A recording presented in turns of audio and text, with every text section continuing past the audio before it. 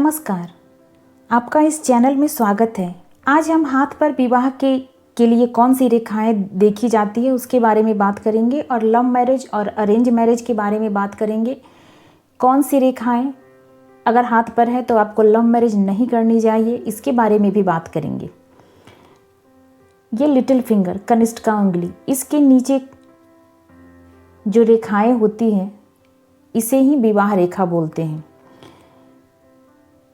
ये heart line, अगर इस लाइन के पास है तो विवाह काफ़ी कम उम्र में हो जाती है, और अगर इसके बीच में है, इतने के बीच में, अगर बीचों बीच अगर आपका मैरिज लाइन है तो आपकी शादी 24 to 26 के बीच में हो जाएगी। अगर इससे ऊपर है तो फिर 26 to 32 आप मान सकते हैं। अगर इसके ऊपर है तो 26 to 36, और अगर बीचों बीच है तो 24 to 26 में आपकी शादी हो जाएगी। विवाह की रेखा जितनी स्पष्ट होगी, लंबी होगी, शादी उतनी अच्छी चलेगी। बुध पर्वत पे बहुत सारी रेखाएं होती हैं किसी किसी हाथों में, तो उसे सारी रेखाओं को मैरिज लाइन नहीं मानना चाहिए। जो उनमें मोटी और गाढ़ी है और लंबी हो वही मैरिज लाइन होती है, और जहाँ भी स्थित हो उसको देखकर आप शादी की उम्र का पता लगा सकते हैं।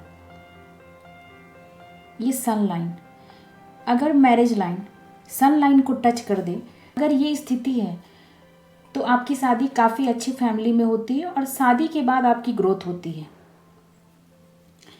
अगर मैरिज लाइन को पतली रेखाएं ऐसे काट रही है तो ये प्रॉब्लम दिखाती है शादी में, और शादी के होने के बाद भी प्रॉब्लम रहती है। अगर मैरिज लाइन बाद में दो मुही हो जाए तो ये पहले तो शादी अच्छी चलेगी, बाद में प्रॉब्लम होगी। और अगर मैरिज लाइन शुरू में ही दो मुही हो और बाद में सीधी हो जाए तो शादी के शुरुआती दिनों में आपको प्रॉब्लम रहेगी, और फिर बाद में ये काफ़ी अच्छा हो जाएगा। ये मैरिज लाइन अच्छा होता है। शुरुआती दौर के 18 महीने आपको प्रॉब्लम करेगी, उसके बाद ये सही हो जाती है। अब देखते हैं लव मैरिज।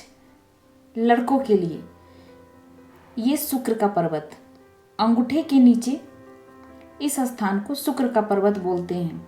अगर शुक्र के पर्वत पे जाल हो,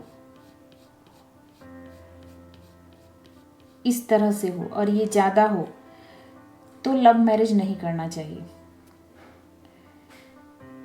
आपको प्रेम में भी बदनामी ही मिलेगा अगर इस तरह की स्थिति है, या फिर यहाँ पे तिल है तो स्त्रियों से आप बार बार अपमानित होंगे, और अगर ये स्थिति है तो प्रेम में बदनामी मिलेगी। आपको लव मैरिज नहीं करना चाहिए। बृहस्पति का पर्वत अगर दबा हुआ है लड़कियों के लिए तो फिर ये लव मैरिज ना करें। अगर ऐसी स्थिति है तो शादी के बाद काफ़ी एडजस्टमेंट में काफ़ी प्रॉब्लम होगी। और अगर मस्तिष्क रेखा जीवन रेखा से लग के नहीं शुरू हो रही है, ऊपर से शुरू हो रही हो, तो फिर ये स्थिति भी अच्छी नहीं है। आप लव मैरिज ना करें, क्योंकि शादी के बाद एडजस्टमेंट में काफ़ी प्रॉब्लम होने वाली है। या फिर मैरिज अरेंज हो या फिर लव, अगर ये स्थिति है किसी के भी हाथ में तो प्रॉब्लम होने वाली है। जनरली मस्तिष्क रेखा जीवन रेखा से लग के शुरू होती है, और अगर ये लग के नहीं शुरू हो रही, ऊपर से शुरू हो रही है, तो फिर ये स्थिति अच्छी नहीं मानी जाती। तो लव मैरिज ना करें, आपको परेशानी ही होगी। इसमें अरेंज मैरिज में भी परेशानी होती है अगर इस तरह की, क्योंकि ये ऐसे व्यक्ति स्वच्छंद विचारों के होते हैं, दूसरे का प्रेशर ये झेल नहीं सकते, और कंप्रोमाइज ऐसे व्यक्ति को नहीं आता है करने, तो फिर आपको परेशानी ही होगी। इसीलिए अगर इस तरह की स्थिति है तो लव मैरिज तो बिल्कुल भी ना करें। मैरिज लाइन झुककर नीचे की तरफ हृदय रेखा को टच कर दे, बतलाती है कि लाइफ पार्टनर के हेल्थ की वजह से आप परेशान रहेंगे, और इसे मंगल दोष भी बोला जाता है। ये रेखा चंद्र पर्वत से शुरू हो रही है तो फिर ये भी काफ़ी अच्छी स्थिति है। शादी के बाद आपका भाग्योदय होगा और चंद्रमा के क्षेत्र से अगर कोई रेखा आकर भाग्य रेखा में मिल रही है तो ये भी बतलाती है कि दूसरे व्यक्ति के कारण आपका भाग्योदय होगा, वो आपके स्पाउस भी हो सकते हैं।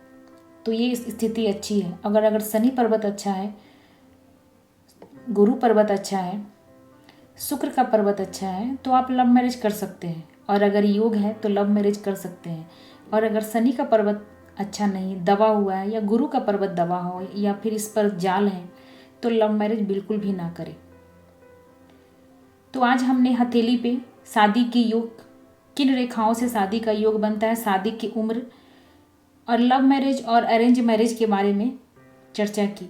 अगर आपको ये वीडियो अच्छी लगे तो लाइक करें, शेयर करें, सब्सक्राइब करें और कमेंट जरूर करें। धन्यवाद।